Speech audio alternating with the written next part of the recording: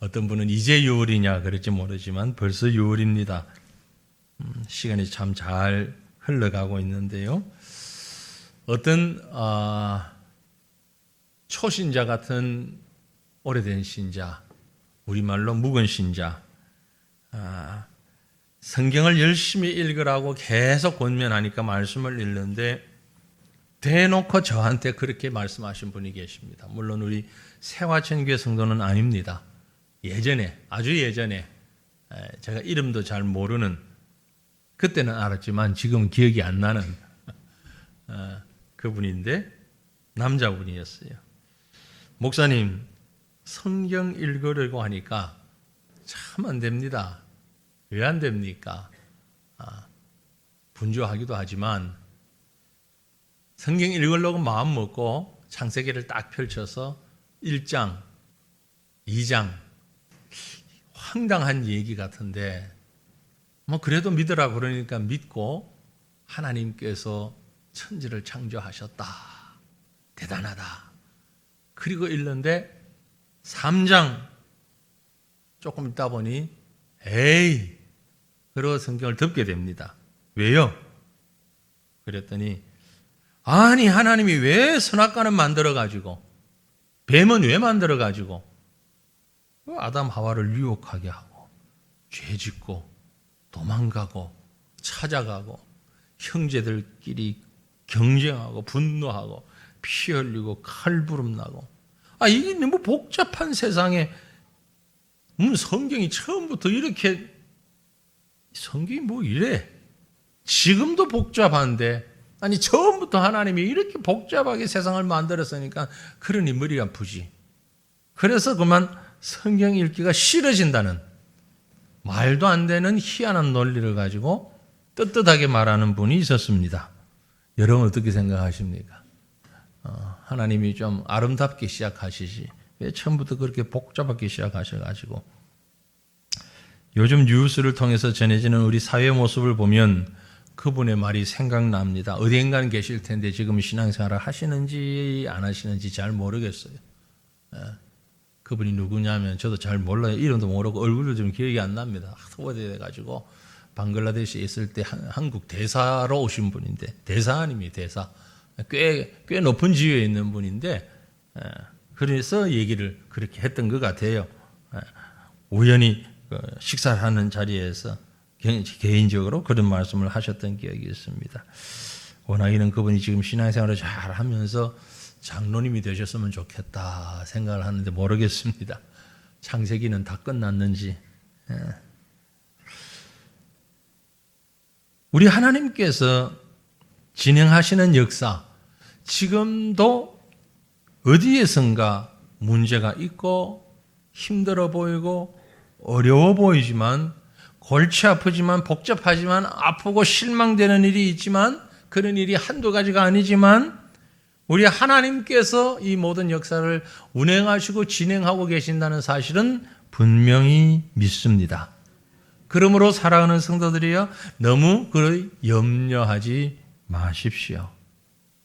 하나님의 영적인 기준에서 본다면 하나님은 우리에게 늘 예전에도 그랬던 것처럼 앞으로도 가장 좋은 것으로 주시는 하나님이십니다. 하지만 그렇다고 해서 이 시대를 향한 우리의 책임까지도 모두 다 던져버리고 무감각한 채로 무신경으로 살아가야 옳으냐? 그렇지는 않습니다. 그건 결코 옳지 않습니다. 하나님이 모든 역사를 움직여 나가시되 저와 여러분 우리 인간들을 구경꾼으로 세워놓으신 채로 마치 드라마나 영화를 상영하듯이 하나님 혼자 역사를 진행시켜 나가시는 것이 아니기 때문에 그렇습니다. 하나님은 모든 시대, 모든 경우에 우리 같은 사람을 통하여서 그 사람들과 함께 역사를 만들어 가시는 분이십니다. 그렇기 때문에 역사의 진행을 하나님이 하신다는 사실을 믿는다면 하나님의 백성된 우리로서는 가장 먼저 신경 쓰면서 정신 바짝 차려야 할 때 바로 지금이 아닌가라는 라는 생각을 해봅니다. 어떤 면에서 보면 저는 우리가 살아가고 있는 이 시대를 바라볼 때에 성경에 기록된 한 시대와 매우 유사하다. 어떤 시대? 눈치가 있으면 오늘 성경 본문을 읽었으니까 답이 나오겠지요. 사사시대. 사사시대. 사사시대가 어떤 시대인가 하니까 여러분 이스라엘 백성이 출애굽하여서 모세 그리고 여호수아라고 하는 아주 탁월한 지도자, 대단한 지도자로 인하여서 한 나라가 세워지고 가나안에까지 들어가고 정착되고 안정되었는데 조금 시간이 지나면서 이제 여호수아를 이어서 그 민족을 인도할 만한 강력한 리더십을 가진 지도력을 가진 지도자가 없었던 것입니다. 그래서 이스라엘 백성들은 우선 눈에 보이는 이방 사람들의 모습을 보고 따라하기도 하고 또 우선 편한 대로 살아가는 눈에 보이는 대로 자기 편한 대로 살아가는 그래서 영적으로 사회적으로 정치적으로 매우 무질서한 시대가 바로 사사시대의 특징이다라고 볼 수 있습니다. 물론 그때도 하나님께서 사사라고 하는 특별한 직분자를 세우셔서 하나님의 일꾼이죠. 사사들을 세우셔서 말씀도 하시고 경고도 하시고 심판도 하시고 은혜도 베푸셨습니다. 하지만 그건 일시적인 것이었고 전체적으로 그 시대를 통틀어 보면 강력한 지도자가 없었다. 인도자가 없었다. 무질서의 시기였다. 이렇게 볼 수 있는 것이죠. 이 사사시대를 단적으로 표현한 말씀은 사사기의 맨 마지막 말씀에 있습니다. 사사기 맨 마지막 21장 그리고 맨 마지막 절 25절에 보면 이렇게 사사시대를 단정하고 표현을 했습니다. 그때에 이스라엘에 왕이 없으므로 사람이 각기 자기의 소견에 옳은 대로 행하였더라. 왕이 없었기 때문에 이건 하나의 이유일 수도 있고 핑계일 수도 있는데 문제는 모든 사람들이 everyone 사람이라고 했는데 사람들이라고 해서 더 좋았을 것 같아요. 모든 사람들이 각기 자기 소견에 옳은 대로 행하였더라. 제가 이 말씀을 보면서 지금 우리 시대와 별반 다름이 없다. 지금 이 시대에 많은 사람들이 다는 아니겠지만 많은 사람들이 특별히 젊은 세대로 가면 갈수록 그렇다고 젊은이가 다 그렇다는 얘기는 아닙니다. 젊은 세대로 가면 갈수록 더 많은 사람들이 각기 자기 소견에 옳은 대로 행하는 시대.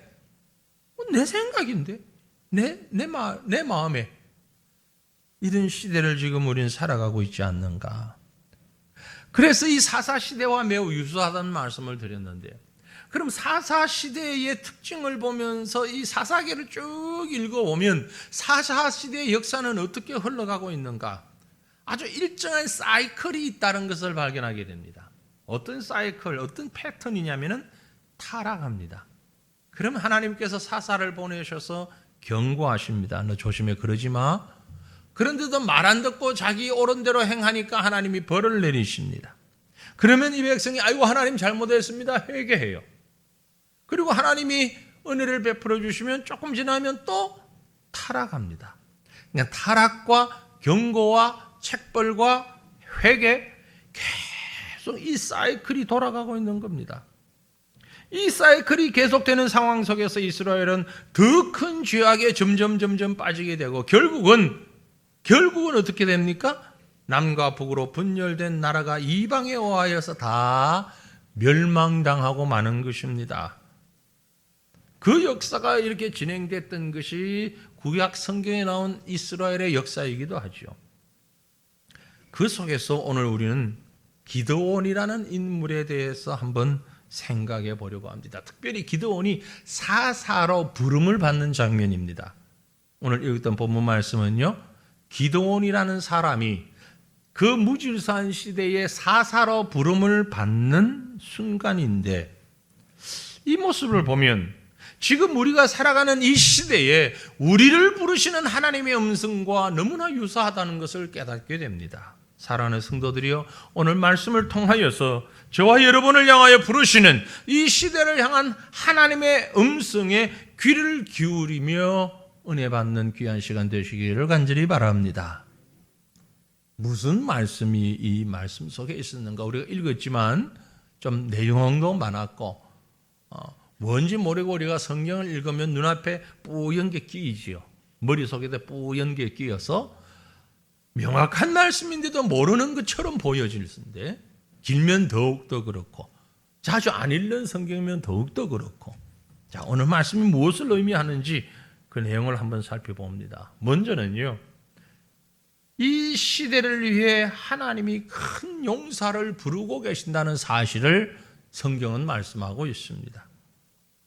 하나님께서 기드온을 사사로 부르시는 당시 시대, 제가 말씀드렸죠? 이스라엘 백성들에게 정말 어려운 시기였고, 특별히 이방인들로부터 많은 약탈과 핍박을 당하면서 힘없이 순환당하고 살았던 시기입니다. 그 중에서 특별히 미디안 사람들, 이스라엘의 철천지 원수와 같은 존재였습니다. 그런데 이스라엘 백성들은 힘이 없었어요. 미디안 사람들을 피해서 오늘 말씀에 보면 산으로 도망갑니다. 산에 구멍을 파고 굴을 파고 거기에 숨어서 사는 정도였습니다. 여러분, 이게 실감이 잘 안 나시겠지만 지금 이 시대에도 우리나라와 같이 정말 살기 좋은 나라 말고, 세상적으로, 인간적으로 정말 살기 좋은 나라인데요, 여러분 외국을 여행하고 오시면 이구동성을 하는 말이, 야, 우리나라 좋다. 특별히 신앙적으로 어려운 이슬람 국가 한번 가보십시오. 대부분의 소수의 기독교인들이 다 숨어서 살고 있습니다. 뭐 꼭 땅을 파고 숨지는 않더라도 국경선 주변으로, 중앙 권력이 가장 약하게 미쳐지는 국경선 주변으로 이렇게 기독교인들이 분포되어 있는 것을 볼 수 있습니다. 힘이 없기 때문이죠. 이스라엘 백성들도 마찬가지였습니다. 뭐 국경 쪽으로 도망갈 이유도 없지만 온 나라가 미디안에 의해서 쑥대밭이 되었고, 거기에 아말렉이 가세해서 이스라엘 백성들을 얼마나 괴롭혔는지, 가지고 있는 건 자꾸 빼앗길 수밖에 없는 거예요. 정부든 뭐든 이 사실을 막아주지도 못해요. 여러분, 이스라엘 백성들이 어떤 마음이었고 어떤 생활을 했는지 우리 성경 한번 보기를 원합니다. 같은 사사기 6장 오늘 본문 말씀에 앞에 있는 2절로 5절 말씀인데요, 사사기 6장 2절에서 5절 말씀, 이 말씀을 읽을 때는 좀 마음에 속상하는 마음의 그 감정을 가지고 읽으셔야 더 다가오게 될 겁니다. 이 중에 내가 있다, 아니면 적어도 우리 가족이 여기에 지금 포함되어 있다 하는 마음으로 한번 읽어보시면 어떨까 싶어요. 사사기 6장 2절에서 5절 말씀 우리 같이 읽습니다. 미디안의 손이 이스라엘을 이긴지라. 이스라엘 자손이 미디안으로 말미암아 산에서 웅덩이와 굴과 산성을 자기들을 위하여 만들었으며, 이스라엘이 파종한 때면 미디안과 아말렉과 동방 사람들이 치러 올라와서 진을 치고 가사에 이르도록 토지 소산을 멸하여 이스라엘 가운데에 먹을 것을 남겨두지 아니하며 양이나 소나 나귀도 남기지 아니하니, 이는 그들의 짐승과 장막을 가지고 올라와 메뚜기 떼같이 많이 들어오니 그 사람과 낙타가 무수함이라 그들이 그 땅에 들어와 멸하려 하니. 메뚜기 떼처럼 다 가져. 다 아무것도. 네 글자로 이런 상황을 풍지박산이라고 하죠. 다 가져. 아무것도 없어요. 이스라엘 백성은 견딜 수가 없어요. 힘으로도 안 되고 지혜로도 안 되고 도저히 살아날 방법이 없어요. 그런데 유일하게 한 가지 방법이 있습니다. 그게 뭐죠? 그게 뭡니까? 앞에 스크린만 보니까 답이 안 나오는 거예요. 여러분이 성경을 보셨으면 바로 그 다음 절에 뭐라고 되어 있습니까? 이스라엘이 미디안으로 말미암아 궁핍함이 심한지라 이에 이스라엘 자손이 어떻게 했다? 여호와께 부르짖었다. 여기서 우리가 놓치지 말아야 할 것이 있습니다. 여호와께 부르짖어야 답이 나옵니다. 다른 데는 답이 없어요. 분명한 것은 왜 이스라엘이, 하나님의 백성인 이스라엘이 왜 이토록 어려움에 처하게 되었던가라는 근본적인 이유를 한번 생각해 보자는 겁니다. 그긴 분명히 이유가 있을 것입니다. 그 이유가 뭘까요? 아니, 하나님의 백성이라면서 왜 이 꼴을 당해야만 합니까? 그 답도 역시 성경에 있습니다. 여러분이 지금 보고 있습니다. 어디예요? 금방 6장 1절에 보면 이스라엘 자손이 또 여호와의 목전에서 뭘 했다? 악을 행하였기 때문에 이에 여호와께서 7년 동안 그들을 미디안의 손에 넘겨주셨다. 아니, 도대체 중간에만 보면, 아니, 이스라엘을 이렇게 괴롭히는 백성들이 이렇게 괴롭히는데 하나님 왜 가만히 있어? 왜 하나님이 선악과는 만들어가지고, 왜 뱀은 왜 만들어가지고, 그 많은 동물도 뱀 빼고 만들어도 되고, 선악과 만들지 말고 사과나 배나 감이나 많이 만드시지, 선악과는 왜 만들어가지고? 이스라엘 자손이 여호와의 목전에 악을 행하였으므로 유의하셔야 됩니다. 다시 말해서 고통을 주신 이도 여호와시고 때가 되어 그 고통을 거두어 가시는 분도 여호와 하나님이시라는 겁니다. 이 땅의 모든 역사의 진행이 하나님의 손에 있음을 다시 한번 말씀하시는 것이에요. 그러나 우리가 여기서 분명히 정리하고 넘어가야 할 것이 있습니다. 뭡니까? 역사의 진행은 하나님이 하시지만 그 역사 속에서 고통당하는 것은 하나님의 책임이 아니라 그 사람들의 죄악 때문이라는 거죠.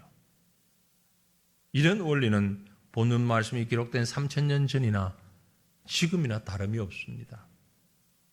이 시대에 우리가 당하는 국가적인 위기, 전쟁의 위험들, 강대국들 사이에 끼어서 이러지도 저러지도 못하면서 여기저기 눈치 살피며 마치 고개단에 외줄 타기 하듯 불안해하는 우리의 현실, 미디안에게 괴로움을 당하고 있는 이스라엘 모습과 별반 다르지 않습니다. 이런 상황들이 무엇 때문입니까? 반도라고 하는 지리적 여건 때문에? 남북이 갈라져 있는 정치적인 사상 때문에? 아니요. 하나님 앞에 조용히 우리 자신을 돌아보십시다. 우리 민족이 지나온 길 한번 돌아보세요. 정치인은 정치인대로, 교육은 교육대로, 경제는 경제대로 모든 분야에서 우리는 얼마나 하나님 앞에서 악을 행하며 살아왔는지, 문화라는 명목으로 전통이라는 탈을 쓰고 우상숭배를 아주 버젓이 하면서 민족의 혼인이, 국신이 이런 달콤한 말로 신화를 가지고 마치 그것이 진실인 것처럼 가르치고 숭배하고 사회 구석구석에 얼마나 많은 악을 행하며 살아왔는지, 지금은 결국 차별금지라든지 평등이라든지 존중이라든지 인권이라든지 얼마나 아름답고 긍정적이고 소중한 단어들입니까? 그러나 이 단어들을 사용하여서 오히려 무질서와 무참히 인격을 짓밟고 모독하는 행위들을 서슴지 않게 행하고 있고, 동성애를 비롯한 이단들의 횡포와 같이 누가 봐도 잘못된 생각, 행동들을 떳떳하게 행동하게 만드는 죄악들을 이 사회가 지금 조장하고 범하고 용인하고 있는 죄를 범하고 있는 거예요.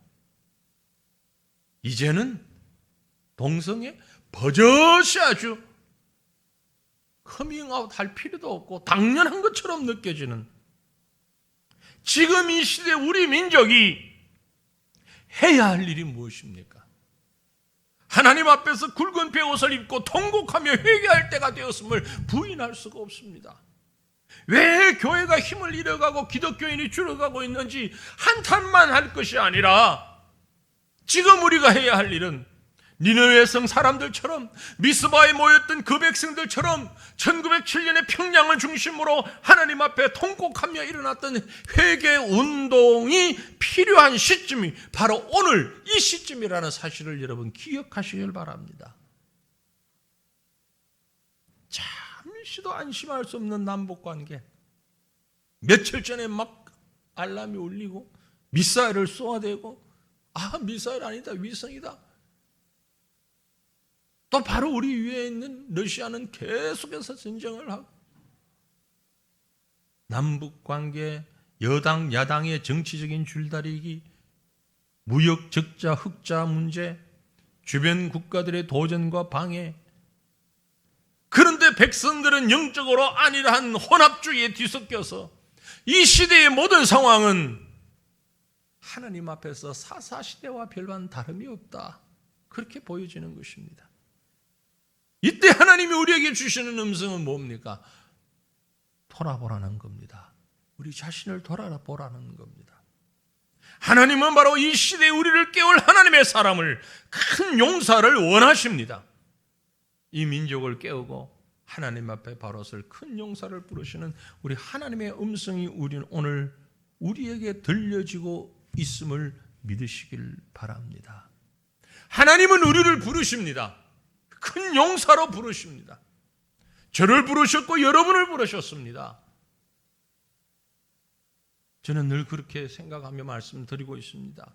목회자는 한 교회의 목회자가 아닙니다.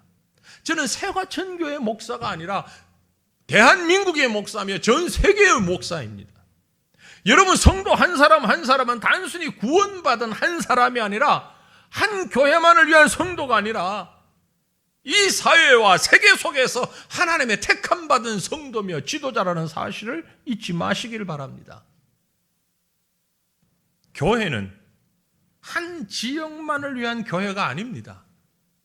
한국과 세계를 향한 비전과 사명감을 가지고 이 시대를 깨우며 일해야 하는 곳입니다. 좀 더 넓은 시야와 생각을 가지고 하나님 앞에 서야 합니다. 그래서 저와 여러분이 하나님이 사용하시기를 즐겨하시며 시대가 필요로 하시는 그런 교회와 성도들로, 일꾼들로 준비되어지기를 주님 이름으로 축원합니다. 하나님은 이 시대에 그런 용사를 부르고 계십니다. 그런데 그런 용사가 어디에 있습니까? 큰 용사는, 오늘 성경에 보니까 큰 용사는 하나님이 만드십니다. 태어나는 게 아니라 하나님이 만드신다고요. 세상에서 저절로 만들어지는 것이 아니고 하나님이 만드십니다. 사실은 오늘 사사기 6장 전체를 지금 말씀드리고 있는데 11절부터 읽었습니다만 본문 12절을 한번 보십시다. 여호와의 사자가 기드온에게 나타났습니다. 그리고 뭐라고 부르십니까? 이르시되 큰 용사여, 여호와께서 너와 함께 계시도다. 성경을 읽으시면서 제대로 집중해서 앞뒤를 연결해서 읽으시면 이 부분에서 웃음이 나와야 됩니다. 웃기죠? 안 웃깁니까? 아니, 성경이 뭐가 웃어요? 웃기잖아요. 안 웃겨요? 웃기는 사람 한번 손 들어보세요. 전혀 안 웃기는 사람. 수준이 다른 거예요, 지금. 정말 웃긴다. 웃음 포인트가 다를 수도 있는데 왜 저는 이 말씀 보면 개그 프로 보는 것 같아요. 우리 하나님 아주 유무스러한 하나님이에요. 예? 기도원을 향해서 뭐라고 부르신다고요? 큰 용사요. 큰 용사야. 왜 웃기는 거 하니까 바로 앞에 11절 한번 보세요. 뭐라고 적혀 있어요? 여호와의 사자가 아비에셋 사람 요아스에게 속한 오브라에 이르러 상수리 나무 아래에 앉으니라. 마침 요아스의 아들 기드온이 뭐 하고 있어요? 뭐 하고 있냐고요? 미디안 사람에게 알리지 아니하려 하여 밀을 포도주 틀에서 타작한다. 밀을 포도주 틀에서 타작하고 있어요. 정말 웃기잖아요. 밀이 뭔지 포도주가 뭔지 모르면 웃을 수가 없는데, 밀은 우리 쌀 먹는 벼랑 비슷하다고 보시면 되죠. 네. 타작을 어디서 해야 될 것 같아요?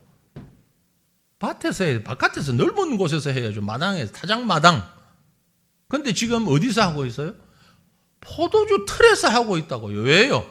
미디안 사람들에게 들키지 않으려고 숨어서, 포도주 틀이 뭔고 하니까 땅을 파고 웅덩이를 파고 거기에 큰 이런 통을 하나 묻어 놓은 거예요. 포크레인도 없는 시절에 땅을 파고 웅덩이를 파고 거기에 통을 묻어 놓으면 얼마나 크겠습니까? 커봐야 얼마나 크겠냐고요. 어쨌든 나름대로 큰 구멍을 파고 나무통 같은 것을 묻어서 거기서 밀타작하고 있다고요. 얼마나 초라합니까? 얼마나 조잡합니까? 예? 얼마나 불쌍합니까?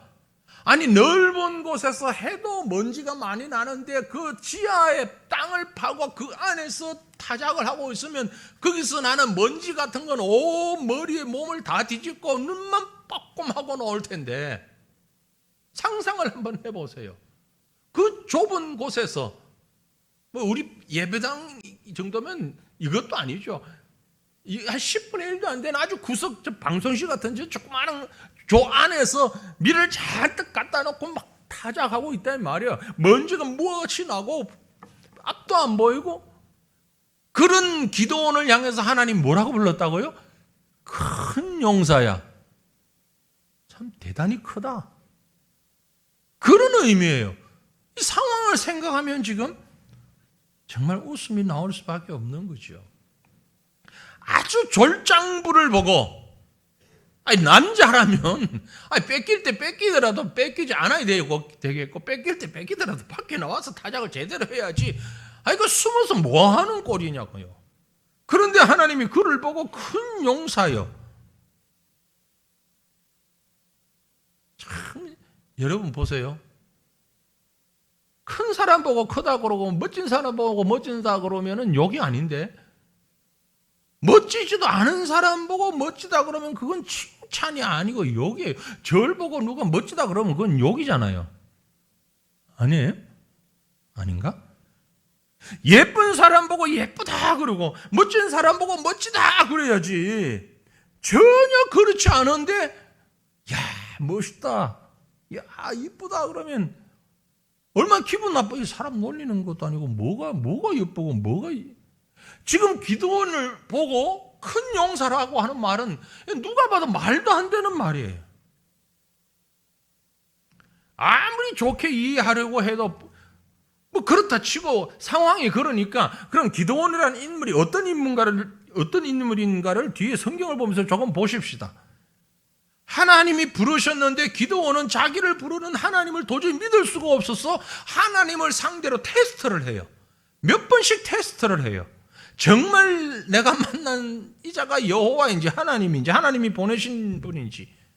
먼저 테스트가 오늘 본문에 있는데 예물을 준비해서 하나님께 드려봅니다. 19절에 보면 기드온이 가서 염소 새끼 하나를 준비하고 가루 한 에바로 무교병을 만들고 고기를 소쿠리에 담고 국을 양푼에 담아 상수리 나무 아래 그에게로 가져다가 드렸다. 여기 잠깐, 내가 가지고 올 때까지 잠깐 있으라고 부탁하죠. 어디 가지 말라고 여호와의 사자 보고 여기 잠깐만 있으라고. 그리고 집에 쫓아가가지고서는 이렇게 준비해가지고 가지고 옵니다. 그랬더니 어떤 일이 벌어지죠? 21절에 보면 여호와의 사자가 손에 잡은 지팡이 끝을 내밀어 고기와 무교병에 드니 불이 바위에서 나와 고기와 무교병을 살랐고 여호와의 사자는 떠나서 보이지 아니했어. 확실해요. 결국 하나님의 사자의 손을 통하여서 지팡이 끝에서 불이 나와 다 불살랐습니다. 이 정도면 믿어야죠. 그런데 졸장부는 믿지 않습니다. 끝이 아닙니다.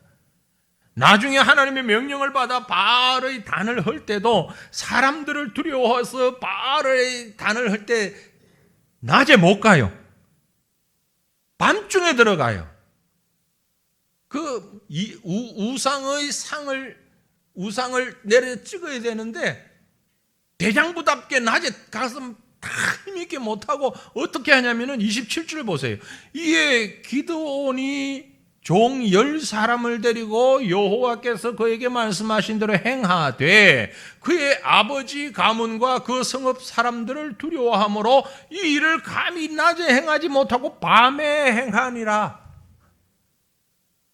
명령을 받긴 받았는데 하나님 명령이니까 하긴 해야 될 것 같은데 하려고 하니까 누구 눈치가 보여? 성읍 사람들, 종친들 눈치가 보여가지고 이거 큰일 나는데, 그래서 누가 했는지 모르게 하려고 CCTV도 없으니까 다행히 밤에 가서 찍어 없앴다 이 말이야. 이런 사람이 기드온입니다. 여호와 하나님이 말씀하셨음에도 불구하고 당면한 두려움을 이기지를 못했습니다. 뿐만 아닙니다. 뒤에 가보면 우리가 아는 대로 하나님이 기드온을 통해 이스라엘을 구원하실 것이 확실하다면 증거를 보여달라고 하나님 앞에 저러죠. 어떤 증거를 요구합니까? 타작마당에다가 양털 한 뭉치를 두고 밤새 이슬이 내리는데 마당은 다 말라있고 양털만 젖어 있도록 이슬을 내리도록 하나님 해보실래요? 그럼 내가 믿을게. 아침에 일어나 보니까 양털만 젖었어. 그 정도면 끝나지 또 뭐라 그럽니까? 이번엔 반대로 하나님 다른 마당은 다 젖고 양털만 뽀송하게 한번 남겨보세요. 이건 뭐 하나님하고 지금 뭐 하는 거예요? 그만큼 하나님 믿기가 어렵다는 얘기예요.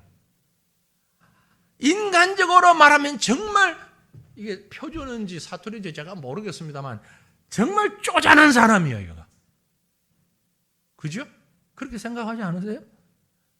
작아도 너무 작은 쪼잔한 인물인 기드온을 향해서 하나님이 큰 용사야. 아직도 안 웃겨요. 그래도 얼마나 해야 웃으려고 지금. 성경을 뭐 엄숙한 말씀이지만 웃길 때는 웃겨야 되는 거야. 웃는 거예요. 하나님이 지금 그걸 지금 원하시는 거란 말이에요.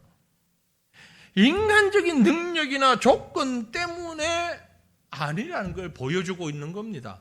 왜 하나님이 졸장부 기질을 그대로 가진 기드온을 계속해서 사용하시면서 큰 용사 부르시느냐? 이유는 그가 큰 용사였기 때문이 아니라 인간적인 능력이나 조건이 아니라 하나님이 함께 하셨기 때문에, 하나님이 함께 하실 것이기 때문에 그가 큰 용사가 된 것입니다. 하나님이 함께 하지 않고 있는 삼손은 한낱 여색을 밝히는 죄인에 불과했지만 하나님이 함께하는 삼손은 엄청난 능력을 가지고 있는 사람이었어요. 하나님이 함께하지 않을 때 입다는 한낱 기생이 난 사생자여 불량배들과 어울려 다니는 조폭 나부랭이에 불과했지만 하나님이 함께 하실 때 입다는 아무리 사람을 크게 이긴 장수로 이스라엘의 지도자로 세워질 수 있었던 것입니다. 사사기의 내용 대부분이 이런 안목에서 기록되어졌고 또 읽어야만 합니다. 위인전은 읽듯이 사사들의 위대함을 드러내고자 하는 책이 결코 아닙니다. 여러분 주일학교 선생님들 사사기의 인물을 가르칠 때 우리도 기드온처럼 우리도 입다처럼 그 위인전 아닙니다.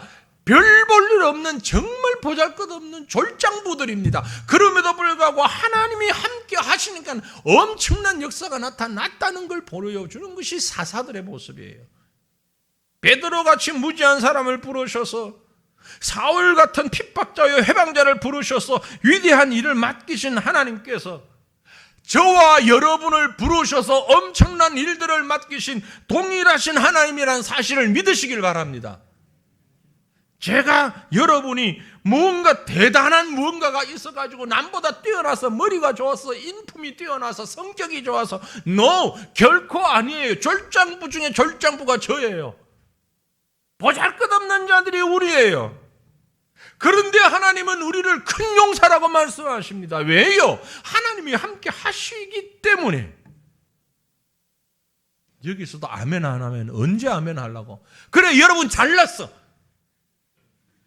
니들 잘나가지고 하나님이 썼어. 그러면 아멘 하지 마요. 정말 보잘것없는 볼품없는 졸장부들을 부르셔서 하나님의 일을 맡겨주셔서 큰 용사로 부르셨다는 사실을 믿는 사람만 아멘 하십시오. 이 아멘 안 하면 이건 교만에 아주 극치를 이루는 사람이지. 여러분, 실제로 사명을 감당한 이후의 기도원을 한번 보세요. 정말 큰 용사 되어 있어요. 정말 큰 용사예요. 8장에 가보면 22절 23절에 그때에 이스라엘 사람들이 기드온에게 이르되 당신이 우리를 미디안 손에서 구원하셨으니 당신과 당신의 아들과 당신의 손자가 우리를 다스리소서. 무슨 말이에요? 이 말이 왕이 되달라는 얘기잖아요. 왕이 되면 당신의 아들, 손자까지 우리를 다스릴 수 있습니다. 23절에 기드온이 대답합니다. 기드온이 그들에게 이르되 내가 너희를 다스리지 아니하겠고 나의 아들도 너희를 다스리지 아니할 것이요 여호와께서 너희를 다스리시리라. 이게 큰 용사의 말이에요. 대담한. 언제 기드온이 이렇게 변화가 됐냔 말이에요. 정말 큰 용사잖아요. 에? 우리 중에 누가 이 정도 대답할 수 있겠어요? 온 백성이 왕이 되어 주십시오라고 하는데 난 왕이 될 만한 자격이 없고 여호와가 다스릴 것이다. 이게 큰 용사의 말입니다. 사랑하는 성도들이요, 이렇게 오직 하나님의 다스림에만 초점을 맞추는 이런 성숙과 이런 능력을 함께 힘입는 큰 용사 되는 저와 여러분 되시기를 간절히 바랍니다. 마지막으로 그렇게 만들어진 큰 용사는 하나님과의 관계 회복을 이루는 사람입니다. 기드온이 말씀드린 대로 전혀 큰 용사가 아니었음에도 불구하고 하나님께서 그를 큰 용사로 만드셨다고 했는데 이 말은 기드온의 육체를 크게 했다는 말이 아닙니다. 금방 본 대로 그의 인격이나 믿음이, 그것도 순식간에 졸장부에서 대장부 됐다는 말이 아닙니다. 그는 지속적으로 하나님과의 관계를 가지고 있었습니다. 예전과 달리. 그래서 좀 전에 보았던 말씀과 같은 고백을 할 수 있었던 거죠. 하나님과의 관계. 어떤 관계입니까? 아까 기드온이 왕이 되어달라고 하는데 아니야, 나는 아니야. 여호와가 너희를 다스릴 것이라. 이게 한순간 호기를 가지고 정치적인 계산을 가지고 한 발언이 전혀 아니었습니다. 기드온은 중요한 것이 그것이 아니라는 것을 알았습니다. 그래서 오늘 보면 24절에 보면 이런 표현이 있습니다. 기드온이 여호와를 위하여 거기서 제단을 쌓고 그것을 여호와 샬롬이라 하였더라. 그것이 오늘까지 아비에셀 사람에게 속한 오브라에 있더라. 이게 바로 그가 큰 용사가 된 모습입니다. 하나님을 만난 기드온이 하나님 앞에서 단을 쌓았다는 것은 곧 예배드렸다는 것입니다. 그곳 이름을 여호와 샬롬, 여호와 평강이라고 불렀던 거죠. 이것은 하나님과의 새로운 관계를 이루었다는 것입니다. 이전에 기드온에게 있어서 하나님은 저 멀리 계신, 그래서 나와는 별 상관이 없는, 그래서 그저 포도주 틀 안에 들어가서 타작을 할 수밖에 없는, 내 문제는 내가 해결해야 되기 때문에 내 형편은 내가 알아서 해결해야 되고 하나님은 하나님이고 계신 것 같긴 한데 저 멀리 어디 계셔서 나하고는 별로 연이 닿지 않는 그런 분으로만 알았던 기드온이 이제는 하나님 앞에 나와서 제단을 쌓고 여호와의 평강이 그 10년 가운데 계속해서 머무는 이런 사람으로 변화되었다는 것입니다. 이스라엘 백성 전체의 가장 크고 가장 심각한 문제가 바로 이것이었습니다. 하나님과의 관계 문제였습니다. 하나님의 백성임에도 불구하고 하나님과의 관계는 불순종과 범죄와 타락과 앞에서 말씀드린 대로 책벌, 이 사이클이 계속 돌아가는 관계였던 것입니다. 그러나 이제 기드온은 하나님과의 관계를 평강의 관계로 새롭게 인식하게 되었고, 이것은 이스라엘 백성 전체가 하나님과의 관계에 있어서 평강의 관계로, 여호와 샬롬의 관계로 인식되었다는 것을 의미하고 있는 것입니다. 무슨 얘기입니까? 하나님과의 평강 관계를 깨닫고 하나님과의 관계의 회복을 이룬 자가 큰 용사가 된 것입니다. 하나님 앞에서 가장 큰 용사는 누구냐? 바로 하나님과의 관계를 바로 깨닫고 그 평강의 관계를 맺도록 하는 자, 그가 가장 큰 용사인 것입니다.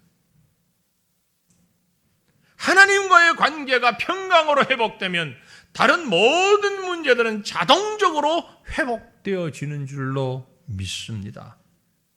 사랑하는 성도들이요, 신앙생활을 해나가면서 눈에 드러나는 헌신, 봉사, 영적 경력의 이런 문제들, 전략과 프로그램이나 이런 것들이 문제가 아닙니다.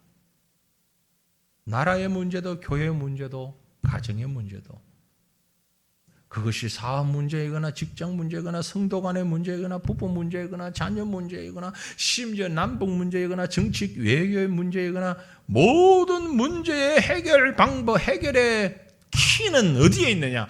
여호와 하나님과의 관계 회복, 우리 한 사람 한 사람이 하나님과의 평강의 관계 회복, 이것이 이루어지면 가정도 교회도 국가도 온전한 모습으로 세워줄 수 있다는 것입니다. 워낙에는 사랑하는 우리 성도님들의 가정과 우리 교회가 이렇게 여호와 평강의 관계로 회복될 수 있기를 바랍니다. 여호와 샬롬의 은혜가 우리와 함께 하시기를 바랍니다. 하나님과의 관계가 우선입니다. 우리 상호간에도 마찬가지입니다. 여호와 샬롬의 관계가 우선되기를 바랍니다. 고향이 같아서 같은 학교 학연 때문에, 친구이기 때문에 이런저런 인연보다 하나님과의 관계가 우선되는 영적 공동체로서의 교회가 만들어 세워지기를 간절히 바랍니다.